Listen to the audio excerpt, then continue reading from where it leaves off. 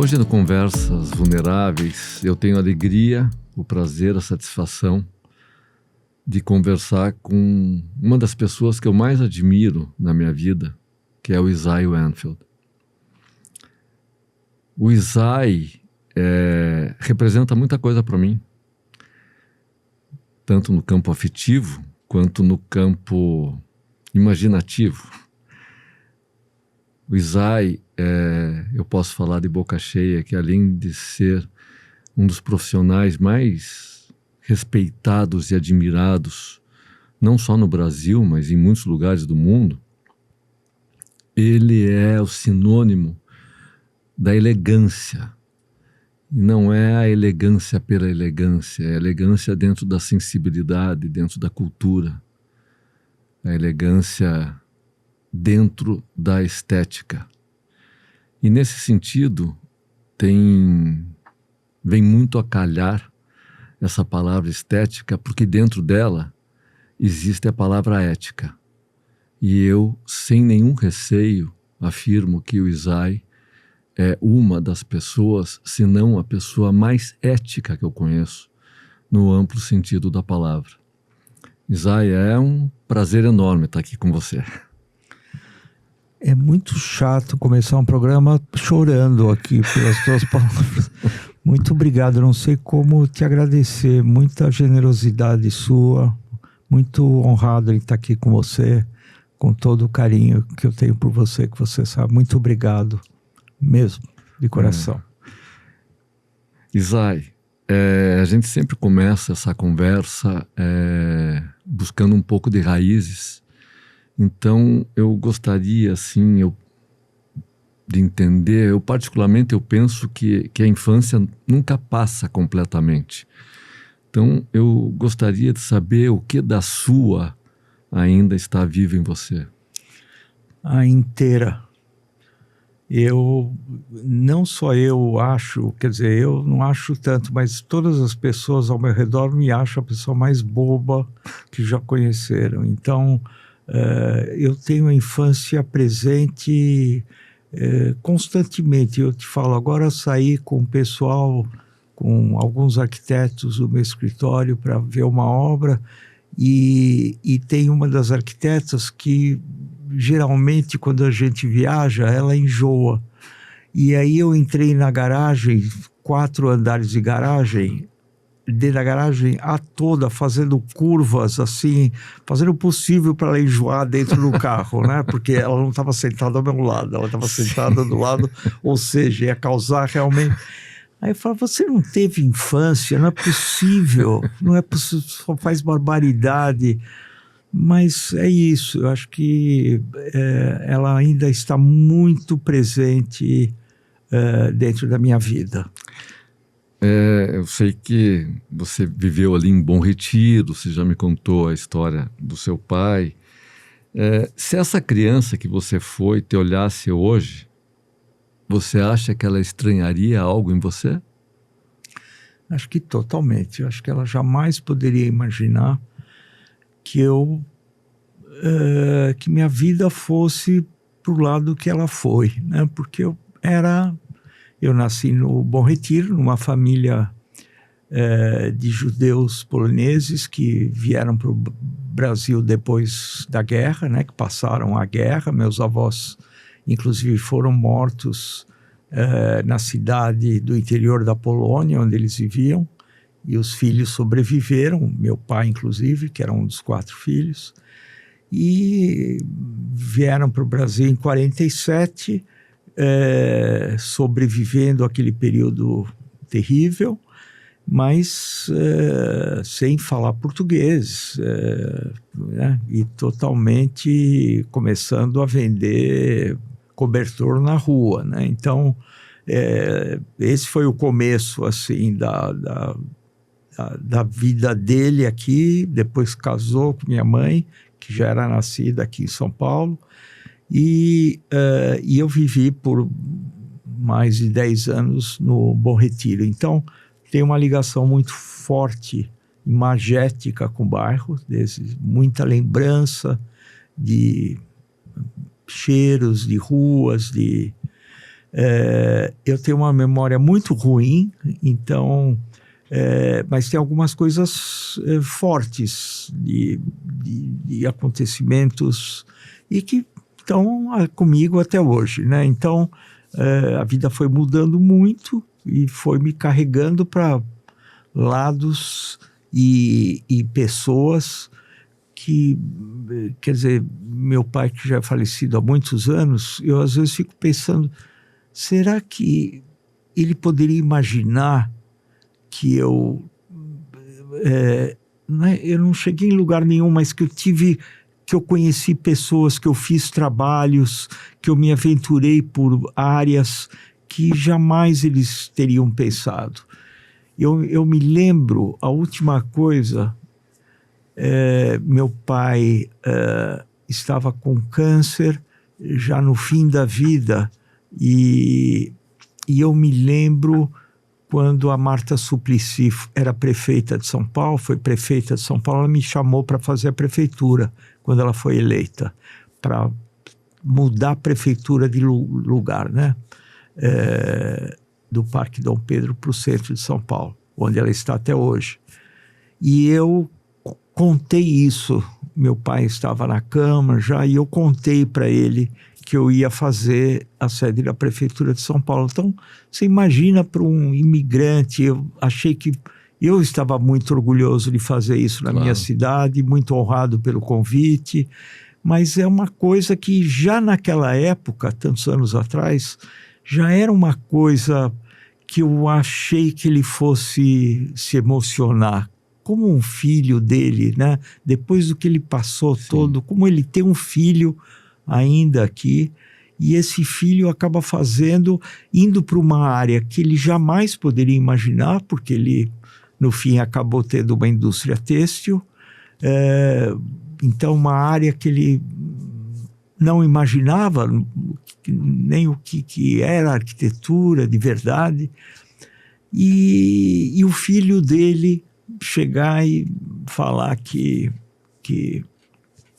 estava fazendo a nova sede. Então, aliás, uma coisa vai levando a outra.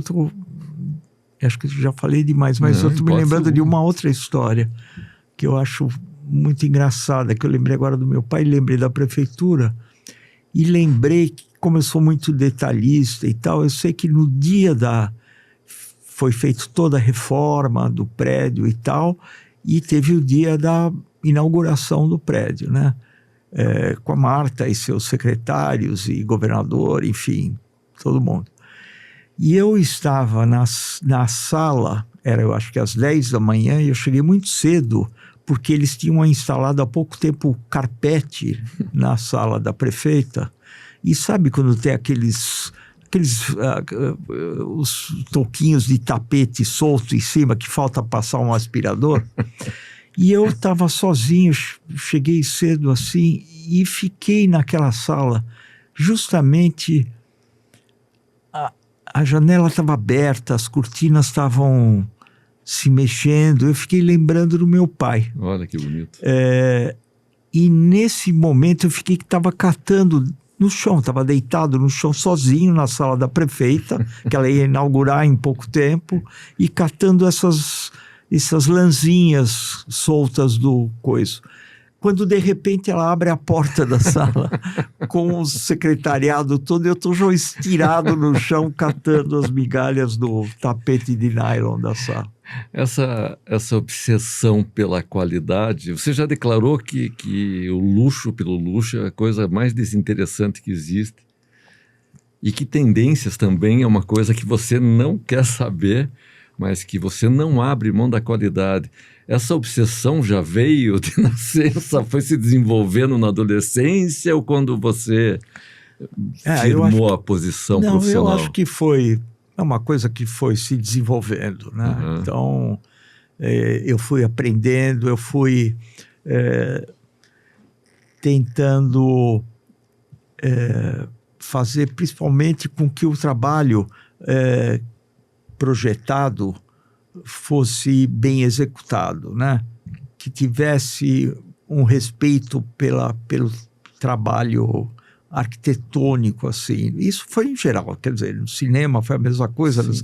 É uma obsessão realmente em tentar fazer o melhor que eu posso. Então, eu acho que eu faço questão de não atingir essa perfeição que realmente não existe, e eu acho que o erro é muito importante no trabalho, e eu aprendi isso num dia que eu dei um jantar na minha casa. Isso faz muito, muito tempo. E eu preparei a casa impecavelmente. Estava tudo no lugar certo, estava tudo funcionando, a comida estava pronta, estava esperando os convidados chegarem. Mas estava absolutamente impecável. Acho que 5 minutos antes da hora marcada para o jantar, cai um vaso da prateleira de cima, estraçalha o vaso em cima dos CDs daquela época, de Sim. tudo, tapete. Mas dá uma bagunça 5 minutos antes. Como mostrou, Zay, não seja idiota. Relaxa, porque não existe isso, né? Isso foi um grande ensinamento, esse vaso que caiu, para a minha vida inteira. Foi um grande aprendizado. Pois é. E eu faço questão de não... É uma exigência minha. Sempre tem alguma coisa no trabalho que eu faço que ninguém sabe, mas que eu acho que está errado. Bom, eu não sei. Nunca vi. Não vou te contar. Eu durante assim, muito tempo, eu achei que criar era ter ideias. E hoje, eu meio que desconfio que criar começa quando a gente aprende a olhar. Você atua na arquitetura, no design, no cinema. Fogo e Paixão é uma das referências estéticas e de humor que quem não viu, procure ver, que é um filme do Isaac com o Kogan. Mas enfim, na arquitetura, no design, no cinema, na cenografia, né, de shows que eu sei que você fez. Existe algum momento que você fica apenas olhando, sem criar, só observando antes de todo esse processo? Eu acho que a maior parte do tempo é isso. Eu acho que é isso que diferencia os trabalhos, né? E eu sempre... Eu acho isso a coisa mais fundamental, né? É o que diferencia seu trabalho do outro. E o outro tem um trabalho tão importante quanto o seu. Isso que as pessoas precisam saber, né? Porque parece, nossa, aquele cara, ele tem um olho bom para as coisas. Todo mundo tem. Isso não é um que é mais talentoso do que o outro. Mas é diferente. E essa diferença que faz a pessoa ter a sua própria personalidade. Então, isso é um treino também. Então, para mim, isso é o básico. Eu fiz um livro de fotos, justamente a respeito desse olhar.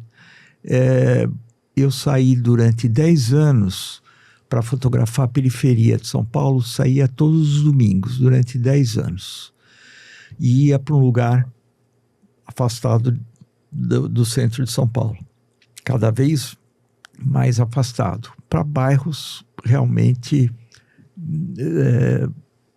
ao redor do centro. E achava beleza. Eu ficava bobo. Eu voltava no domingo para casa e falei, não é possível. Inclusive é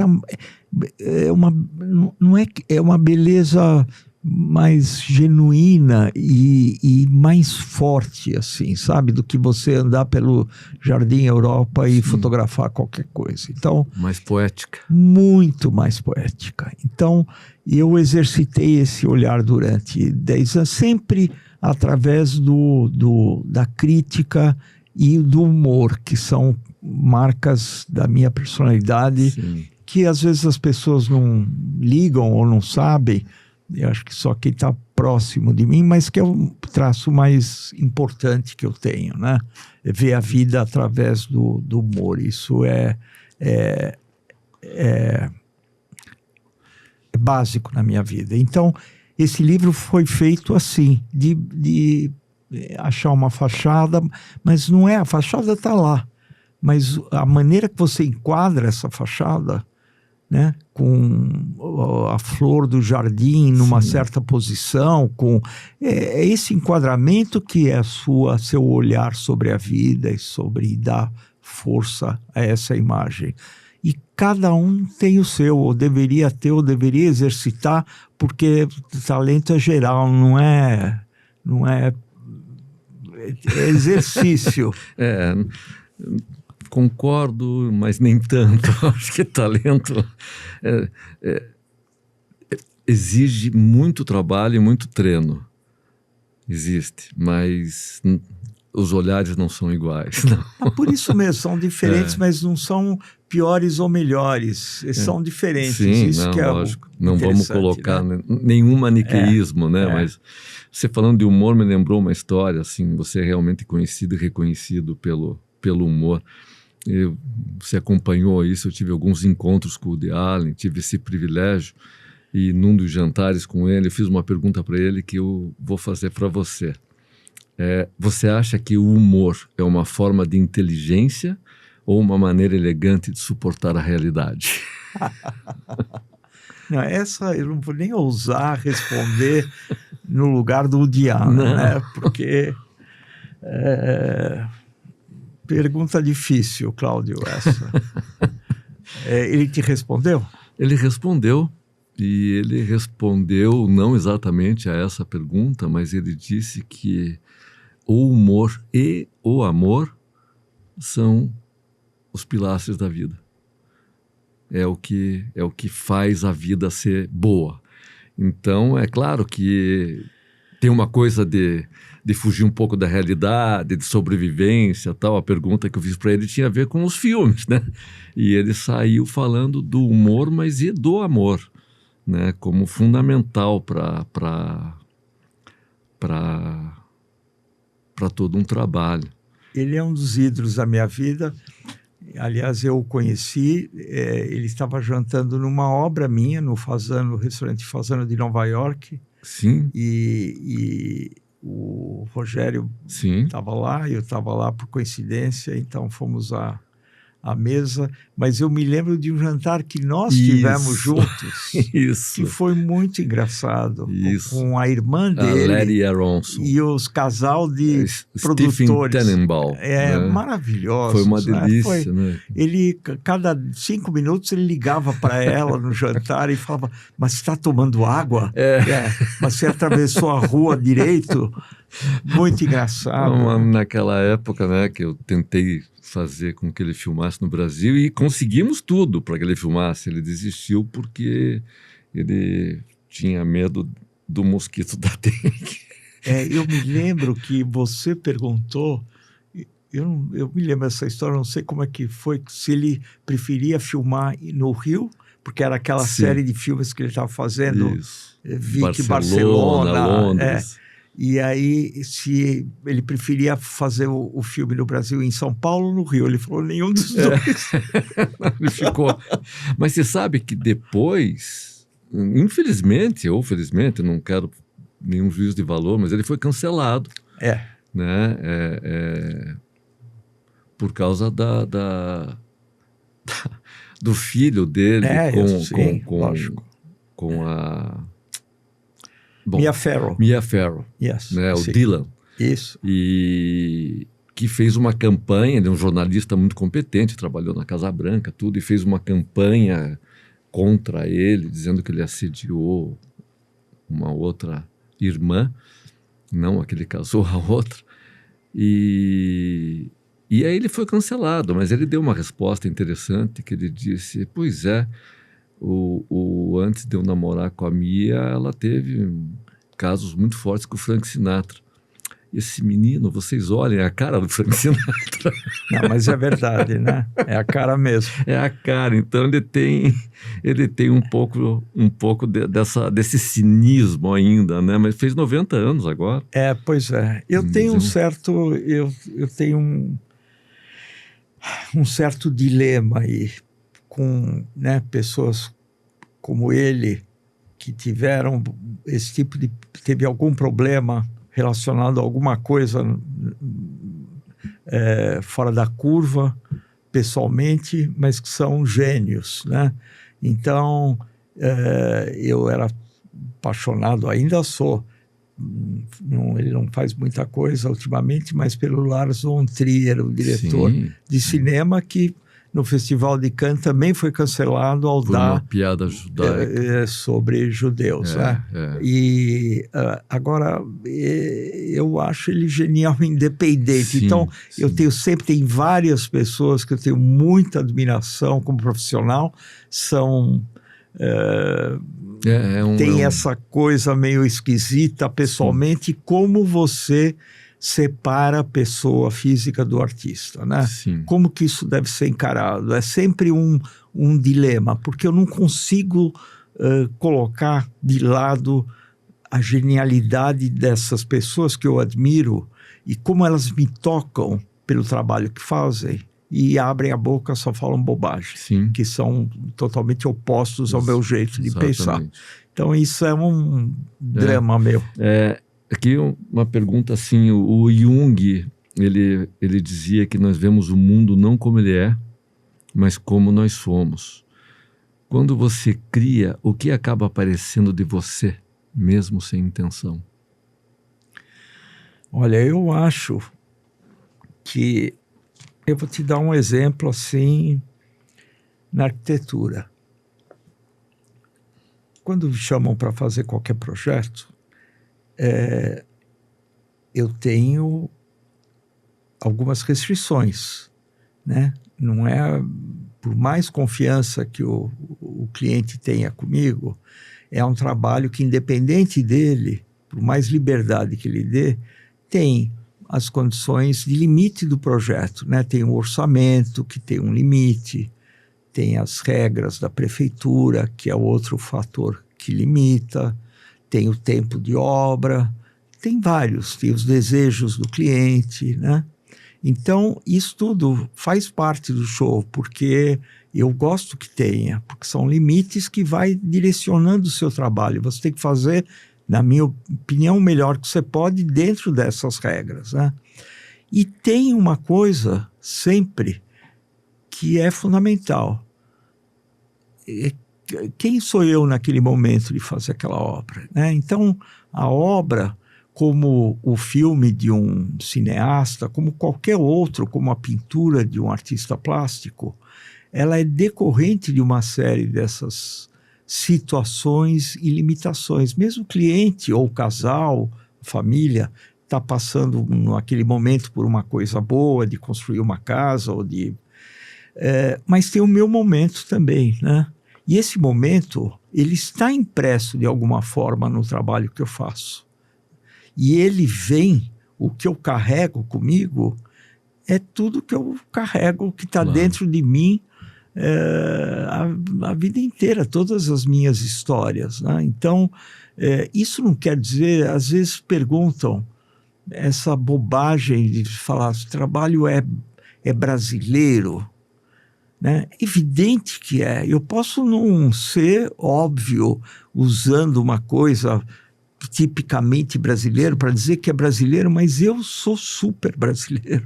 E eu carrego comigo, de uma forma ou de outra, com as minhas referências, esse Brasil que está dentro de mim. Ele sai através do meu trabalho em qualquer área.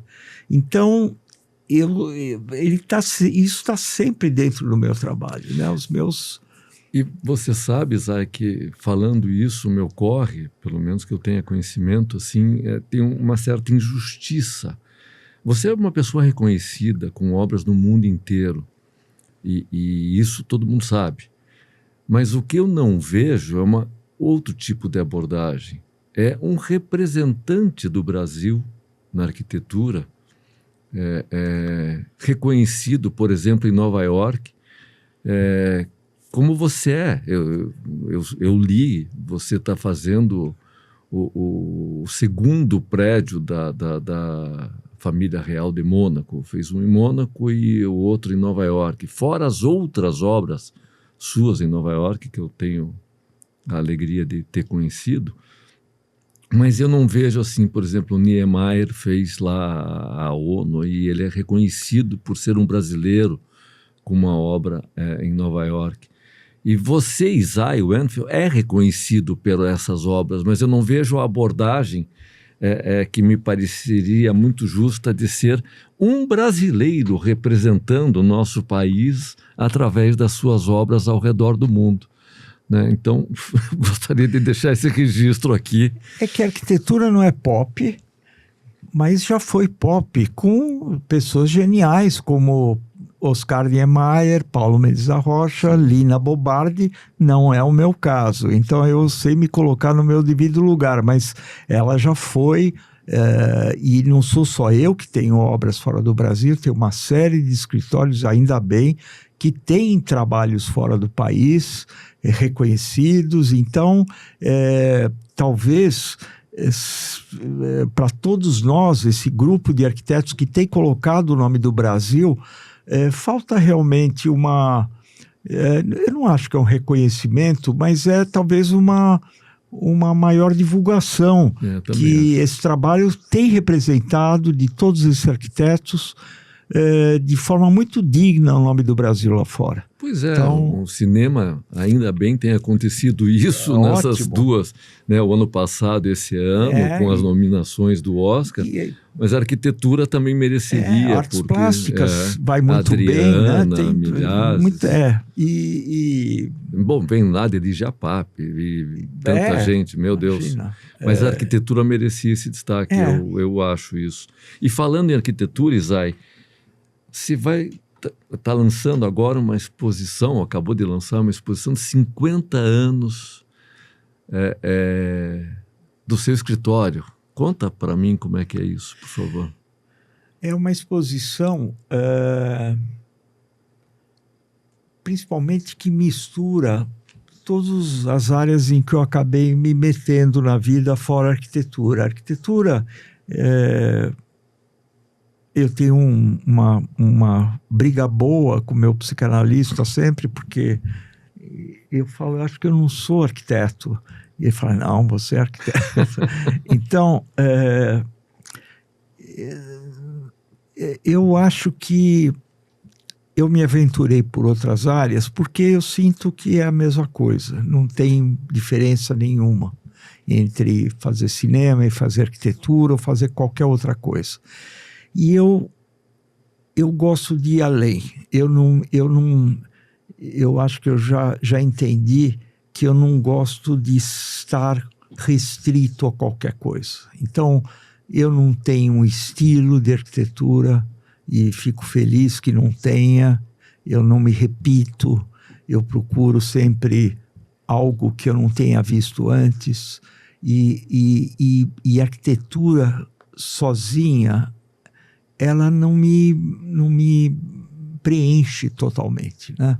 Eu tenho muitos outros interesses na vida e acho que fazer arquitetura e fazer um trabalho de artes plásticas, eu falo exatamente a mesma coisa, desenhando uma joia ou desenhando um prédio.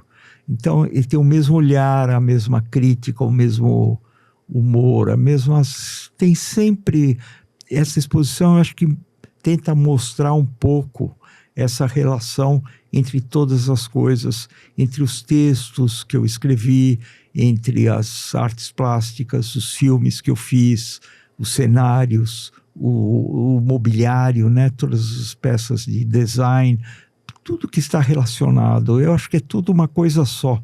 Então, essa exposição tenta mostrar assim mais para um público em geral, mais vasto, assim espero, que você pode fazer qualquer coisa e que as coisas têm uma relação, que é a mesma coisa, estão querendo dizer a mesma coisa de formas diferentes de você se comunicar. Então, às vezes, esse humor, vamos dizer, que eu tenho muito forte dentro de mim, se ele sai através da arquitetura, fazer uma obra que vai virar uma piada na cidade de São Paulo, não é uma das coisas mais agradáveis. Eu preciso tirar esse humor de mim de alguma forma. O chaminé amarelo das casas é uma peça de humor. Sutil, mas eu preciso tirar isso de mim de alguma forma, e aí procuro outros meios de me comunicar, que não seja arquitetura, que sejam mais fáceis e mais diretos, e mostrar que isso aqui pode acontecer de várias maneiras, entende? Então, a exposição é sobre isso. E qual é a sensação de ver 50 anos de trabalho nessa exposição?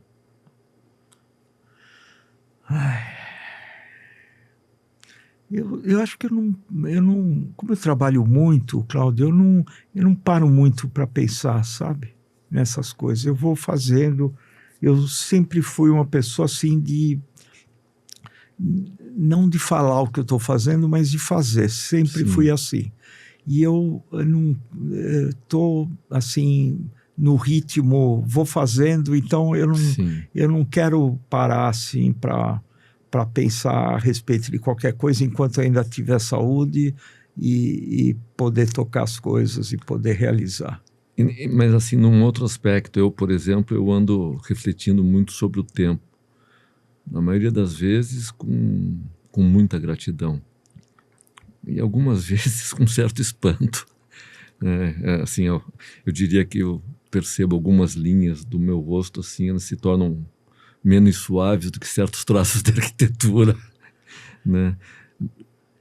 Você pensa sobre o correr do tempo ou também não pensa e deixa a vida fluir? Como é que é isso? Não, eu sou hipocondríaco, então eu tenho vários problemas nesse sentido. Eu sou um Zelig das doenças, falando no Allen, né? Você me fala que você está com uma dor no ombro, depois de 15 minutos eu já estou no hospital passando mal do ombro e com curativos e tudo mais. Eu sou assim, é terrível, mas eu sou totalmente... Então, eu morro de medo da morte, não sou como se eu estou esperando, estou tranquilo, esperando a morte chegar, né? Eu não, morro de medo, né? Morro de medo de aquela tudo. frase, né? Não tenho problema com a morte, só não quero estar lá quando ela chegar. Exatamente. Não, tenho medo de barata, de pulga, de morte, de todas essas coisas do meu tempo. Então, nem me fale sobre isso. Melhor mudar de assunto. Então vamos mudar de assunto, Isai. Se você abrisse um consultório para arquitetos em crise existencial, qual tipo de casos mais apareceriam? Para arquitetos?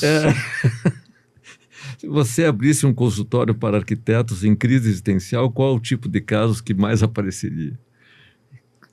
Cláudio, você faz umas perguntas que eu não tenho resposta. São muito difíceis. Não é que eu não quero responder, eu não sei responder. Teria o maior prazer em responder, mas não faço ideia. Deixa eu pensar um pouco. Você tem uns 40 minutos? A gente tem todo o tempo do mundo falando em tempo. Olha, os arquitetos em geral tem uma coisa que me incomoda muito. Quando eles falam, meu projeto era lindo, mas aí veio o cliente e estragou. Eu fico horrorizado quando eu ouço uma coisa dessa, porque eu não consigo entender, isso eu já falei algumas vezes, eu não consigo entender. O cliente no meu escritório, de verdade, sempre adicionou ao trabalho.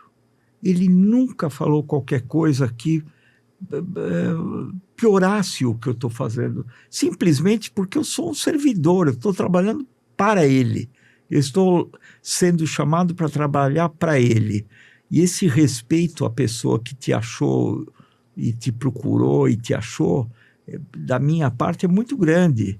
Então, no meu escritório não tem um projeto na gaveta pronto para a pessoa que vai chegar. É tudo feito em cima dos anseios dele. Então, deve ter alguma coisa errada. Quer dizer, você talvez não devesse pegar aquele cliente. Você tem que ter isso também, tem que ter essa coragem. Nem sempre dá para fazer isso. Você está começando uma carreira, você não pode negar nenhum trabalho. Mas entende? você é reconhecido por dizer não muitas vezes. Mas é por honestidade, não é por arrogância, não, né? Nunca. É por falar, talvez eu não seja capaz de fazer esse trabalho que você está me chamando, Sim. entende? Então, é honestidade realmente, é falar, vamos que eu consigo traduzir em arquitetura os teus desejos, anseios e sonhos. Às vezes eu não consigo, eu tenho que, não dá para pegar quando você não se acha capaz, né? Quando a gente te procurou, né, para fazer o trabalho para nós, eu percebi que você... A gente tinha ido em outros arquitetos, mas o nosso sonho era fazer com você. Poxa, Cláudio, você foi em outros escritórios? Nós fomos, você Nossa, sabe disso. Nossa, mãe, agora está falando isso ao vivo. E aí, o que aconteceu? Bom, a gente fez com você. Somos felizes graças a você, né? Porque o que eu queria dizer é exatamente isso, assim, você ouvia muito do que a gente falava, mas também ouvia o não dito. Eu me sentia numa sessão de análise, na nossa primeira reunião, né? E depois algumas coisas eu entendi e outra eu vou te perguntar o que eu entendi, Zay, né? E é por isso também que no início eu falei da admiração, né? Que você tem um objetivo maior do que a arquitetura. Você quer que as pessoas sejam felizes naquele espaço, né? E isso sim nos emocionou demais, mas você tinha uma atenção e não falava e observava. Eu queria entender um pouco assim desse treinamento de leitura de almas, né? Porque me pareceu isso, né? E em que momento também, né, que você percebe que a escuta é tão ou mais importante do que a solução? Como é que é esse processo? E aí eu tenho várias coisas para falar, mas eu, como tenho péssima memória, eu vou esquecer de tudo, mas eu vou tentar falar alguma coisa. Às vezes eu vou pedir para você repetir, porque eu estou lembrando de coisas assim. Eu tenho muito prazer em dar para os outros felicidade, de ter uma coisa, de poder ter feito alguma coisa para deixar alguém feliz. Isso pode parecer uma coisa, um autoelogio, mas eu sei que eu tenho isso. Eu tenho realmente esse prazer. E com o tempo, no escritório, o escritório é isso, é 95% de psicanálise. Olha. E o resto é o resto. Mas isso é para você. Para mim, esse é o maior talento do arquiteto, deveria ser ouvir. Ficar quieto, ouvir o que o outro quer, prestar atenção. Você é o único que eu conheço que fez isso. Não deve ser, Cláudio. Olha. Mas isso para mim é muito... Porque, primeiro, se eu não ouvir, eu não vou entender. Eu não sei mais do que ninguém. Eu sou só um instrumento aí. Você quer, por exemplo, você quis a sua casa. Você tem tuas chatices, teus anseios, teus sonhos, tua relação com sua mulher, como que você toma o café da manhã ou não, como você acorda mal-humorado ou bem-humorado. Cada um é cada um. E você, para criar um espaço, você tem que entender como funciona a pessoa para quem você vai trabalhar, porque senão você não acerta. E para acertar, você tem que ouvir muito, você tem que aprender, você tem que baixar a tua bola, principalmente baixar o teu ego, que isso é fundamental. Não existe, isso é terrível. Não pode ter isso. Você não é melhor do que o teu cliente. Você tem que ouvi-lo, entender o que o cara quer em qualquer tipo de ramo na arquitetura, para você conseguir chegar lá. E eu, às vezes, preciso de muita conversa, porque entre as coisas ditas e bem faladas por você, não ditas, às vezes eu não consigo pegar aquele fiozinho para iniciar um projeto. Não tem ainda um caminho que eu vejo assim. E para isso eu preciso conversar mais. Conversar mais, conversar mais. Aí naturalmente surge essa linha aí que me dá uma luz e que fala, talvez eu comece por aqui. Eu acho que isso talvez seja um bom caminho. E você vai tateando. E o processo de fazer um projeto é fascinante. Como o projeto da criação de qualquer coisa, o processo de criação é uma surpresa, é muito trabalhoso, mas eu acho cada vez, quanto mais velho eu fico, mais fascinante é. Olha que bonito. E aí, com a idade e com o fazer, depois de você realmente tem mais experiência, mais maturidade, as respostas chegam mais cedo. Não é como antigamente. Agora a demora é menor. Eu sinto que eu já conheço o ser humano de tantos anos de escritório de análise de pessoas e famílias e tudo mais. Conheço um pouco, como diria Caetano, tem 2 ou 3 harmonias que eu já conheço na vida. Falando em Caetano, ele disse que de perto ninguém é normal. Onde você dá menos trabalho a si mesmo, tentando ser normal? E essa é uma discussão que eu tenho no escritório, que eu acho todos anormais. Sim. E eu acho que eu sou o único normal que tem no escritório. Eles acham o contrário. O Caetano diz que é de perto, eu acho que nem de longe. Não, mas eu sempre, eu não tenho nada de diferente, nem de anormal. Eu acho que nem sei se foi isso que você perguntou, o Caetano falou isso. É a música dele, né? De perto dele. Ninguém é normal, né? E de fato não é, ninguém é normal. De perto, ainda mais, de longe pode ser, mas de perto ninguém é normal. Não, eu acho que não tenho nada de demais. Eu acho que eu me sinto totalmente normal dentro da loucura que é a vida. Da loucura geral que é a vida, exatamente. O Washington Oliveto, ele tinha uma coisa, às vezes eu lembro de você, ele dizia que a profissão dele era tão espetacular que permitia a ele virar amigo dos ídolos dele. E eu já vi algumas coisas tuas, assim, com várias pessoas que não sei se são ídolos para você, mas para mim são. A arquitetura te levou a isso, ou a vida? Conta alguma história dessas para a gente.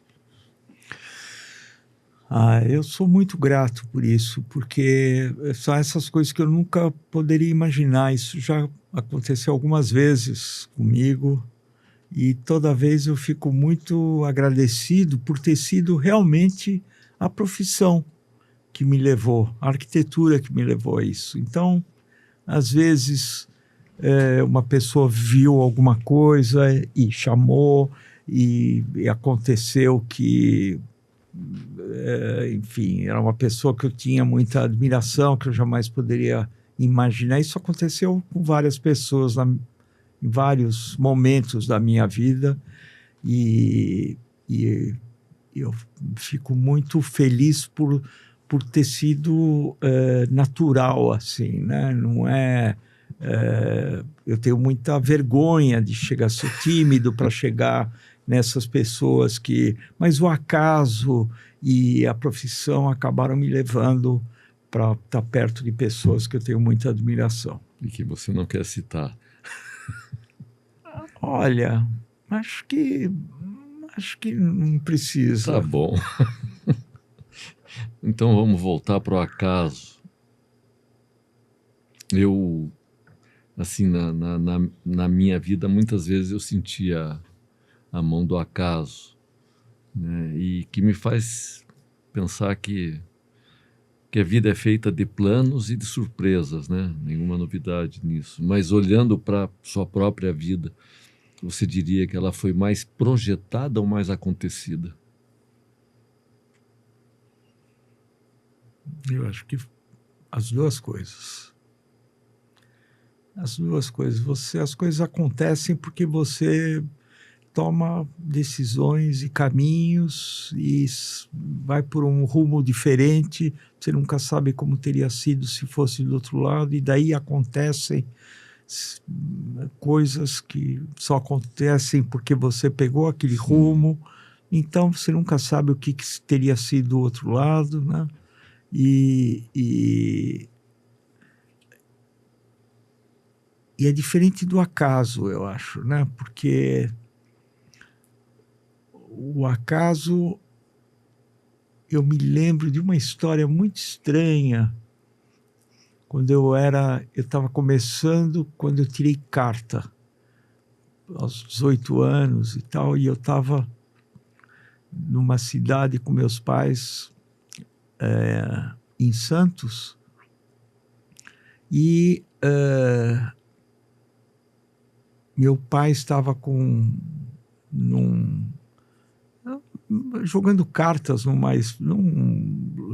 aliás, foi o Guarujá, que tinha um cassino onde só as pessoas, não tinha máquina, não tinha nada disso. Sim. Aqui, naquela época não era, mas tinham jogos de carteados, né? E eu fui parar com os amigos dirigindo bem numa praia longe assim, e dirigindo, conversando com amigos e tal, e me lembro que apareceu no meio da rua, assim, naquela época ainda era de terra, uma mulher com uma criança no colo, falando, por favor, meu filho não está passando bem, me leve ao hospital mais próximo, por favor, e tal, não sei o quê. E levei a mulher e a criança para o hospital, e ao chegar no hospital, na porta do hospital, tinha uns amigos do meu pai. E ele falou: o que você está fazendo aqui? Como você sabe que teu pai teve agora um problema no coração e está internado aqui? Isso é acaso, né? Sim, Isso sim. aconteceu. Eu nem acreditei quando aconteceu, mas aconteceu. Claro. Parece que me levou de um lugar para outro. Mas a vida você vai construindo essas coisas, né? E acontecendo. Então, você é muito responsável por ela. E o Jaime Lerner, ele tinha uma frase, ele dizia assim: corra atrás dos seus sonhos sempre. Mas talvez muitos desses sonhos eles não aconteçam.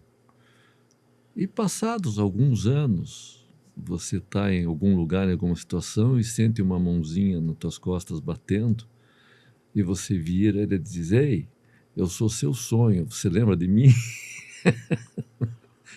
Né? Que eu acho que não é o acaso, mas permite a lembrar dessa coisa, né?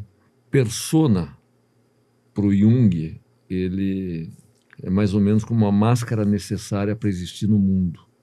Não é nenhuma doença, todos nós temos. Já para Bergman, que eu sei que você gosta do filme, também era o silêncio como forma de linguagem, né? Aquela personagem em silêncio. Você confia mais no que diz ou no que mora no silêncio? Que mora no silêncio, sem dúvida. E eu tento fazer o meu trabalho muito ligado a isso, né? Principalmente que não é um trabalho que usa grandes elementos visuais para se comunicar, entende? Não é um trabalho de arquitetos que se expressam através das formas e da força daqueles elementos e daquelas esculturas arquitetônicas. Muito mais através de falar baixo do que do grito, né? Nesse sentido. Sim. São trabalhos que tentam falar o máximo que consegue, mas falando baixo, sem gritar. Então, isso é parte fundamental assim, na minha vida. Né? Acho que é isso mesmo, mas acho que o que você deixa de falar por não se permitir o autoelogio, mas eu tenho o maior prazer de falar isso, é que conheço várias obras tuas, várias casas, e você tem assim a capacidade de surpreender, né? A pessoa entra numa casa tua, ela vê uma coisa e de repente vem uma surpresa, e ela vira para outro cômodo, tem uma surpresa. Isso é absolutamente incrível e raro. É raro, né? Eu gosto muito desse campo e já busquei muitas coisas e acho essa... Isso é uma busca pela emoção também no trabalho, isso, né? Justamente na força do espaço, né? E do percorrer, né? Como um espaço te leva a outro, o que ele pode te causar, né? A proporção, isso nada tem a ver com luxo, nada tem a ver com materiais caros ou não, pode ser com os materiais mais baratos, não é isso que faz a arquitetura ser forte, né? Eu acredito, é a proporção, é o espaço, principalmente o espaço. Então, esse encaminhamento do espectador tem muita relação com o cinema também, né? Muita relação com o timing, né? Para você fazer um corredor que quando você chegar no final, estou dando um exemplo tosco, você vai virar à direita e vai abrir para um espaço gigantesco, é um corredor baixinho, é como o timing do humor. É diferente se eu fizer esse corredor com 30 metros, fazer com que você dê 52 passos, por exemplo, é diferente se eu fizer com 28, ele não vai causar essa sensação. Esse é o timing da comédia, do que for, tudo, por isso que eu falo que é tudo igual. Você tem que saber o que você quer causar na pessoa e o que você precisa para isso acontecer, né? É o espaço fechado que depois abre, é o aberto que depois fecha, é o que não importa. Eu estou falando de forma conceitual, porque uma casa, não é feito desse tipo de coisa, mas, não, mas ela tem. Ela tá no meio. Todas as que eu conheci. Tem isso. Você tem esse elemento da emoção da surpresa mesmo, do espaço inesperado, né? Isso que tem a ver, como eu te falei, muito com literatura, com cinema, muito a ver, né? Tem tudo. Vai fazer de novo um filme como Fogo e Paixão? Olha, eu adoraria, porque eu tenho muito orgulho de ter feito esse filme. É uma obra de arte.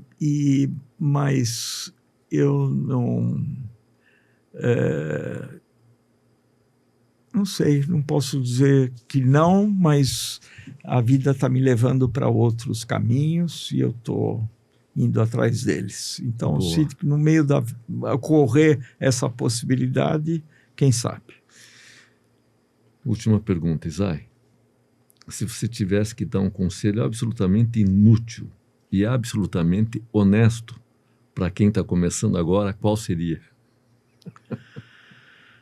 Ai, meu Deus do céu. Da última vez que me perguntaram isso... Inútil. Eu falei, desista da profissão, mas não é verdade. Não tem que desistir coisa nenhuma. Eu falo um monte de bobagem, então... essas coisas acabam saindo. Eu acho que é aquela coisa que é banal de todo mundo. Eu acho que acreditar naquilo que te vem à cabeça e saber que você é capaz e ir para frente, tentar fazer. Todo mundo tem essa possibilidade. Sonhar é o mais divertido na vida, né? Então, você poder fazer isso, e se isso se torna alguma coisa, melhor ainda. Mas se não, sonhar já está bom demais, né? É bom demais. E me ocorreu aqui para finalizar, Isaac, que tem uma música do Gil que fala que algumas pessoas têm na testa um Deus Sol como sinal, né? Você é uma dessas pessoas, a gente enxerga isso, e eu queria agradecer muito por você ter esse tempo com a gente. Muito obrigado. Eu que agradeço, Cláudio. Muito feliz de estar aqui com você. Muito obrigado mesmo. Valeu.